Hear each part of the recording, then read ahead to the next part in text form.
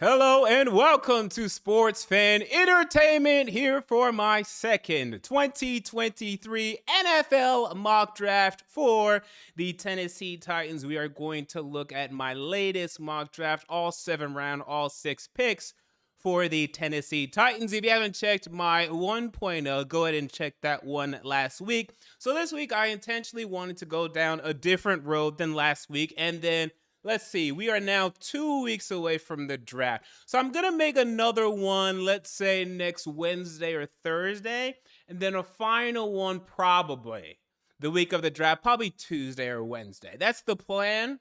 We'll see what other content comes, if any definitive rumors come. I'm actually liking making more content. I've been literally scheduling more time to, make more content. I don't know if I want to be daily. A lot of these Titans or even just other, content creators are daily, but I've been having a good schedule. I'm getting a good rhythm going, and I kind of want to keep this going because last year I was making no content, but I'm really enjoying it right now. So we'll see if I end up making another one the week of. To be honest with you, these mocks, they're not really going to be that accurate. I mean, if I get the first pick right, yay! And if I get any other ones in any other mock, I'm going to be happy. But it's fun to talk about. You guys like looking at them. So let's just go ahead and get into it yet again. So last week, I went down the Jackson Smith and Jigba route, okay? And that is a definitive route to me. There's not another wide receiver that we're going to take. And if we take JSN first, it's going to change and dictate who we take afterwards. Now let's look at the route if the Tennessee Titans were to take, and yeah, you guessed it, an offensive lineman, specifically an offensive lineman that could play either position. So let's go ahead and look at my latest mock draft. Yes, that is right. This is going to be the Peter Skoronski mock drafts. Now, I am currently of the belief, okay, and this is just what I believe. We're going to see what actually happens here.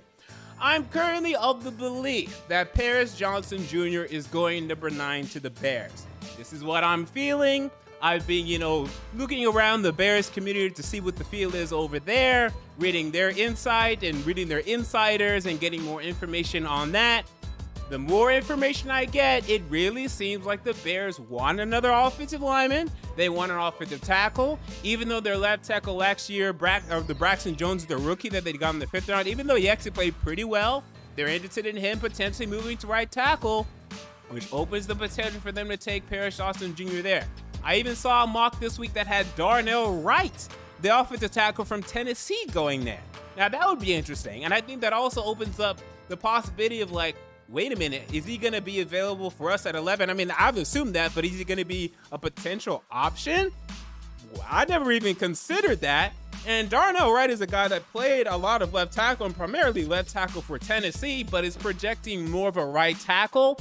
So that presents an interesting, use case for us. So do not be surprised if Darnell Wright, the tackle out of Tennessee, is going to end up being the pick. Now, I'm going to do much more of a deep dive when it comes to these offensive linemen and differentiating between all of them. For me, my assessment right now is this. Paris Johnson Jr. is not as complete, nearly, as anyone wants, or as a lot of people are making him out to be. He has a lot to like about him, specifically athletically. But he has shown some weaknesses on tape. He has some weaknesses for sure at the left tackle position. And he's played multiple positions on the offensive line. I think he played right guard the year before this year. So, and look, I can make a good argument that Nicholas Petit-Frere outplayed him when they played together. Now, different positions, and obviously he was a year younger. Paris Jared Johnson's a better prospect. He's better athletically. That's why he's going to go first round. That's why Petit-Frere fell all the way down to the 3rd. But Paris Johnson Jr. is not the slam dunk that some people are making him out to be. It would not shock me if Darnell Wright ends up being a left tackle and ends up being better. It wouldn't shock me if Peter Skoronski, who let's discuss now, ends up being better. Now, here's the thing with Peter Skoronski. Everyone's going to tell you that he has short arms, or about 32-inch arms, which is short for a tackle, especially a left tackle. This is true. However, when you put on the tape for Skoronski, the thing is with him, he doesn't overwhelm you often in terms of him bulldozing opposing pass rushers, him dominating them, but he's solid. I mean, he without a doubt is solid. He had the best pass blocking grade of all these tackles for a reason. He was solid. Now he's playing for Northwestern. Whatever you want to feel about the Big 12, you can believe there's some talent in the Big 12. Now, it's not the SEC. So if you have SEC bias and you like Darnell Wright because of that, and you like what he did against Will Anderson because of that, okay, that's fine. There's an argument to be made there, but Darnell Wright can have his mental lapses, whereas Peter Skoronski rarely ever, if ever, has mental lapses. So it really just depends on how much you believe the arm length really matters. Now, Rashawn Slater, the offensive tackle, left tackle for the Chargers, had a similar concern. He's been great. Right off of the bat, he's been great at left tackle for the Chargers. Now, I think his arms were a little bit longer still than Skoronski's. I think it's like maybe 33 and Skoronski's like 32 and an eighth. So there is a difference there. So there's a potential that Skoronski's only going to be a guard. But if he's a guard, he's going to be a great left guard. Like, everyone is basically consensus, and I agree. He's probably going to be a perennial Pro Bowl guard. That's not really going to excite a lot of people here. Now, it's funny. When was the last time we took a guard in the first round? The guy that was, without a doubt, he's going to be a great guard. He's going to be a perennial Pro Bowl guard. Chance Warmack. Yikes! Now, that was a weak draft class overall, maybe the worst draft class in NFL history, so I'll let it slide. But remember, we were all convincing ourselves that, man, Chance Warmack is just going to bulldoze and he's going to open the run game for Jake Locker. And at that point, who was our running back in 2012? Or when Chris Johnson's going to have a resurgence behind Chance Warmack. Okay, so who wants to go down that road again? But Peter Skoronski, although I don't think he's going to be a bulldozer in the game, he's going to be solid in pass protection. I believe that 100% he's sound. And I would like the pick.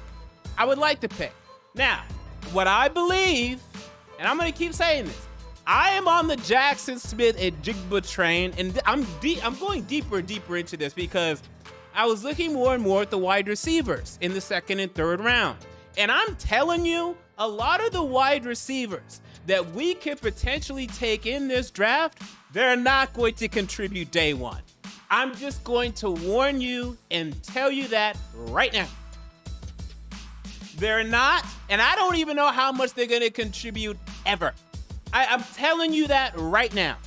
If we get in the second round, and let's get into it now, Jalen Hyatt, the wide receiver out of Tennessee, in my opinion, because what did he do at Tennessee? He was a slot wide receiver. Now, he was a slot wide receiver that was played a little bit, closer to outside the numbers. It wasn't like, more of an inline slot like a Jackson Smith and Jigba. He was a little outside the numbers, but he was a slot wide receiver that ran a lot of seams, ran a lot of goes, ran a lot of screens on the outside whenever he was wide, even in the slot.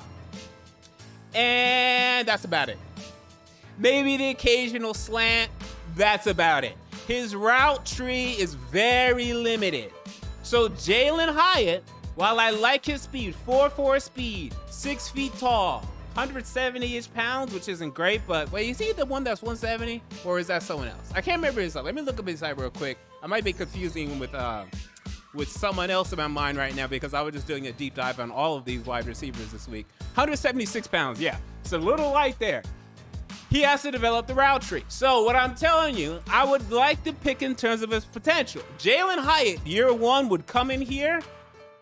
You'd be lucky if he got 700 yards. You're probably going to get 5 or 6. If you're lucky. By the way, Traylon Burke, now he played only 11 games. He gave us 444. Okay, so if you extrapolate that to a 16-game, 17-game season, he would have got 700-800. Probably, I think he would have got 800. I think he would have caught fire a little bit. Jalen Hyatt's going to be worse than that. He's going to be a little occasional deep route, deep pass, that Tannehill finds him. Boom, occasional screen. He does something. And he is shifty. And there is something there. He has decent agility and burst. It's nothing that's going to blow you away. I'm telling you. In year one from Jalen Hyatt, it's going to be 500-600 yards, maybe 7. But his route tree is not complete. He has work to do to progress to being an NFL wide receiver. You look beyond Hyatt at this potential 41st pick. People are looking at Jonathan Mingo. I think he's going to end up going about this high. I don't think he's going to be available in the third. I think he's going to go in the second for sure. You love his measurables. He didn't even get 1,000 yards at Ole Miss. Now, Ole Miss quarterback situation wasn't great this year, but a wide receiver outproduced him for Ole Miss. Now, you like his athletic profile. You like his 40 time. You like his build. He has some similar comparisons to A.J. Brown in terms of that. But he hasn't been a volume wide receiver yet. Is he going to be a volume wide receiver for us next year? Probably not. He's a project. You look at potentially Josh Downs. He's small. Okay, you're talking about he's 5'9". I think he's like 5'8" and like 7/8 too, by the way. But yeah, he's like 5'9", another like 170-ish pound guy. And you just don't find wide receivers like that really produce in the NFL. And if they do, they're like a Steve Smith who's walking around and coming in the league 185, 15 pounds heavier. I liked what Josh Downs did at UNC. He did produce a decent amount, but until he gets an NFL body, I don't see him producing much off of the bat. The only wide receivers I think that are even going to be remotely close to being 1,000-yard wide receiver, if that, is Jackson Smith-Njigba, depending on the team and their need. I think for us, I don't even know for us if he'd be, by the way, and I love him for us. I think for us, let's hope. We're hoping that Burks could be 1,000. We're hoping. I don't know. Let's say 800 or 900 for Burks. I feel like Jackson Smith-Njigba would probably be 800. 900, and then if he really catches fire, 1,000 if our passing game is, who knows who our quarterback's going to be. But if our quarterback situation is good, maybe he breaks 1,000, he's going to compete for Rookie of the Year. He's going to compete. I don't think he's going to win because the quarterback situation is crazy. One of these quarterbacks is going to win Rookie of the Year. But you'd have the best wide receiver by far. The only other wide receivers that are going to come in and maybe get 1,000 or even come close to it, Jordan Addison, depending on the team fit. And even he has athletic concerns at the next level. Quentin Johnston, depending on the team fit and how much they need to actually throw to him, because he's going to have his drops as well. He's not worth the 11th pick to me. Zay Flowers, depending on the team fit. And the only way he's going to do it is if he's the definitive number one wide receiver, because to me, he's a number 3 off the bat. Maybe next year he takes a step forward and is able to be like a Hollywood Brown. But I think it's going to take a year before he's that. He's a Hollywood Brown, but Hollywood Brown, his first year he got like 600. So here's my problem. My problem is if you don't take Jackson Smith-Njigba in the first round and you take one of these guys in the second, and for me, I think Addison's gone unless if you trade up. Addison, Johnston, and Addison, Johnston, and Flowers, they're gone by 41. So you're gonna have to trade back up to take one of them. So if you don't, you have to take Hyatt or Mingo with the second round. And then outside of that, I mean, who is really worth a 41st pick here? Everyone likes different guys. Let's go through some of the names real quick in terms of maybe other guys that people might see at 41 here. Some people like I said, Josh Downs, he's small.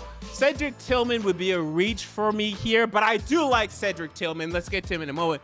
Tyler Scott. No, what else is going? So then you're looking at the 3rd round pick. Okay, here's the problem, and here's my problem with that. You cannot expect a 3rd round wide receiver to come in and contribute anything. You can't expect it. If it happens, great. We got a good pick. Outside of that, you can get easy a Taywan Taylor. We know. Who's just, he's a 3rd round pick. De'Ami Brown, he's a 3rd round pick. What is he going to do? I don't know. Is he even going to play? 300-400 yards, maybe. I don't know. It's so desperate. Now, I like Cedric Tillman potentially in the 3rd round. I think he's a steal. At 41, I think it's rich. But I think Tillman has a lot of potential. He got hurt last year, but I like his size. Now, it's not great. It's not terrible. It's actually not bad. I was going to say it's not great because we already have like the quote-unquote bigger wide receiver with Treylon Burks. They're very similar in terms of that, being guys that are going to go up and get the ball. Maybe not necessarily speedsters, but definitely fast for their size. They are similar, but they're not too similar for me. So I'd be fine with it. I'd like Tillman. And I think Tillman has some pop-off potential, actually. Tillman might end up being, if he goes to the right situation, maybe even a rookie year, like cracking like 800 yards, maybe even talented for 1,000 if the fit is really right.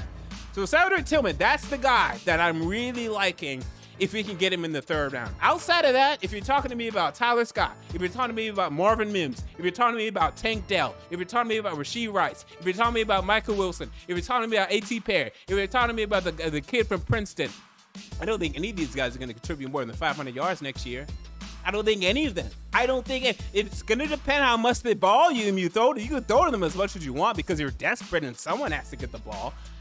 But I think if you want the most production, most bang for your buck, JSN in round 1, round 2, I know round 2, it's a difficult spot as well to find the tackle that you would want because now Darnell Wright's going to be overdrafted. Or maybe not overdrafted, but he's going to go first round now, definitively. Anton Harris is probably not going to be there. DeJuan Jones, we'll see. People like Cody Mauch and Matthew Bergeson's been kind of, Bergeron, out of Syracuse. He's been coming up a little bit. But look, you have, and I don't like him, he's fine, but you have a left tackle, okay? I don't love him, but you signed him. I didn't tell you to sign him. You signed him. You signed him to a 3-year, $29 million deal. So you have him. We don't have a number 2 wide receiver. Nick Westbrook Akina is not. So I'm more desperate for that. Because, hell, you have a tackle. Now, this is a disaster. Don't you see that this is kind of bad, how we're kind of screwed regardless? So I don't think there's a definitive answer here.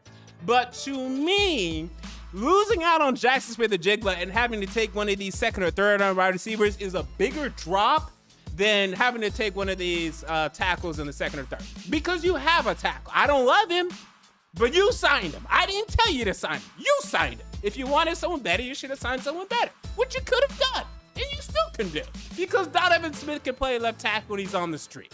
So, I don't know. Maybe bring in Donovan Smith for, if you have to, if you're desperate. Look, this is a disaster. But like hell, if you're not going to get a quarterback situation, to me, I would like to see, because this would at least excite me for this season. At least we can see Burks and Jackson Smith-Njigba, and then maybe some of these other draft picks out there running around developing for quarterback 2024. Caleb Williams, Drake May, Shedeur Sanders, Michael Penix, Quinn Ewers, and at least I can see these kids running around, getting better, and at least I'll be watching something that I'm like, okay, this is something. The offensive tackle route, it'd be good. It'd be good. I'd be like, but I just feel like the drop off there. That's my opinion, and that's not me just being like, oh, I just want to watch something exciting. No, I mean, Jackson Smith-Njigba, it's gonna be fun. I don't even think it's gonna be great rookie year. I think it's gonna be good.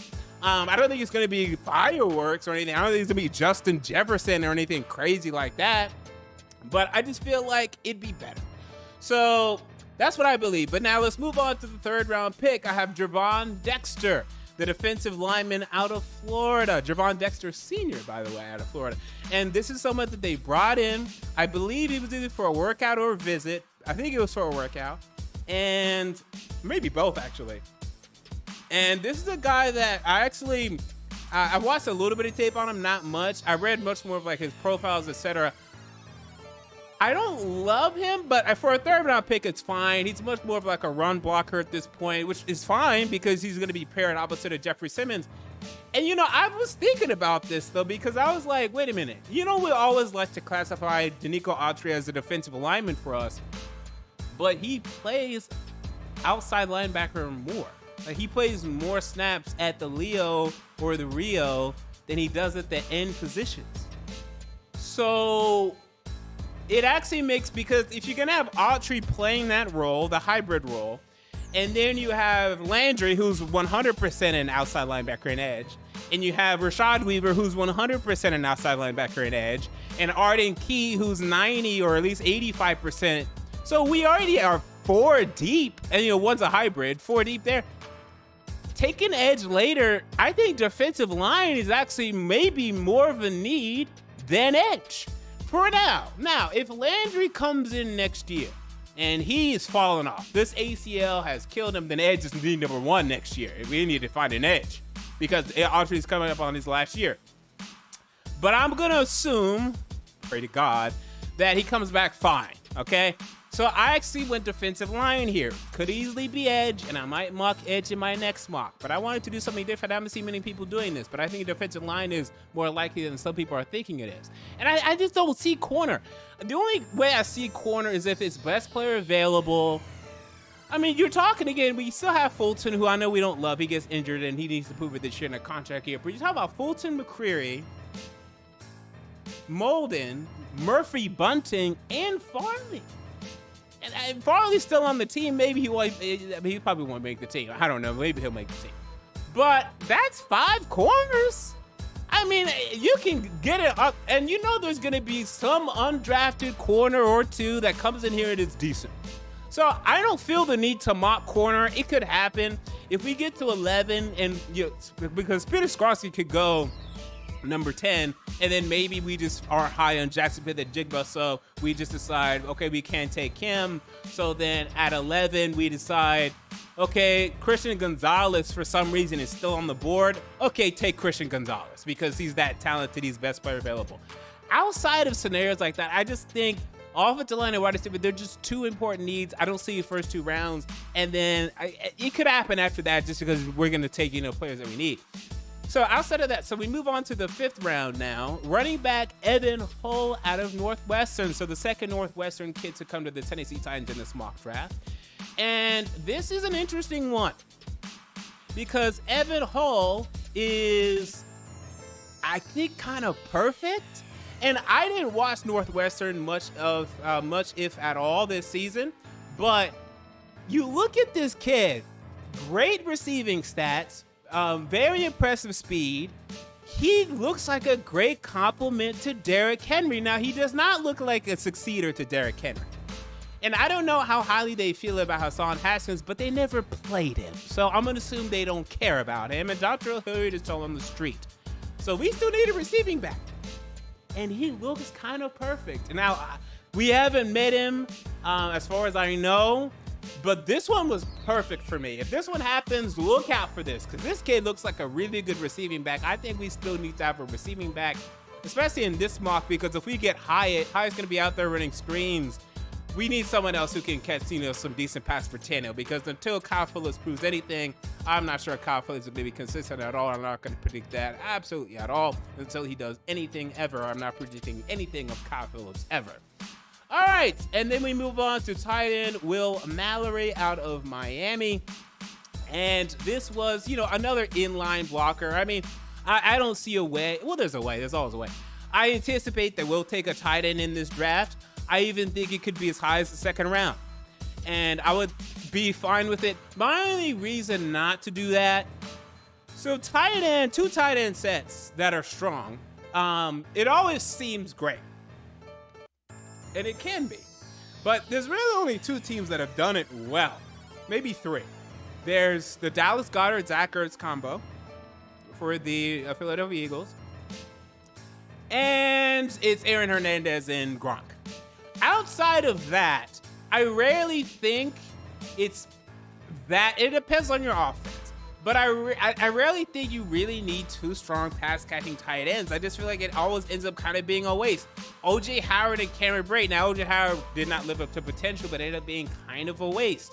I remember, who was it that the Vikings drafted Irv Smith. They thought Irv Smith and the tight end that's now older, they thought they were going to be a great tandem. Ended up being kind of a waste. It seems great on paper, but I think it's better to just have one great pass-catching tight end, one great blocking tight end, one that can catch, and another great blocking tight end that can catch, occasionally. If you get a Goddard and Zach Ertz combo, great. But I don't know if that's really what you should plan to do, especially with how bad our wide receivers are. Like, if we're trying out there 2 strong, let's say in this mock, I could have easily said no to Jalen Hyatt, and I could have mocked us Tucker Kraft. Out of, where's he from? North Dakota State, or maybe South Dakota State, either one of them. Okay, so we have 2 strong tight ends in Chig and Tucker Kraft. And we're going to run the ball with Derrick Henry. The wide receiver position is so bad, we're not going to move the football enough down the field consistently. It's just not going to happen. I just don't see it. So I think we should take a tight end at 3rd round or later. That's just my opinion. And even like when we had the Delaney Walker, Jonnu Smith combo, it was good. It wasn't great. It was good. I don't know if that's where our priorities should lie. I think wide receiver definitely needs to be a priority over having like a Johnny and Delaney again. So I have Will Mallory in the 6th here, and then I have inside linebacker Mohamed Diabate out of Utah. We met with him, so I felt like that was a name I could just trot out there as an inside linebacker. Could easily have been an edge here. Could have easily been a corner here. Who cares? Again, I don't want us to take a quarterback if we're not taking one in the first 2 rounds. I could have easily marked like a Tanner McKee. Or, by the way, did you guys hear this latest report that apparently teams are low on Stetson Bennett? Because apparently the character concerns and the public intoxication, it was pretty bad for Stetson Bennett. I saw the video of that. It was pretty bad.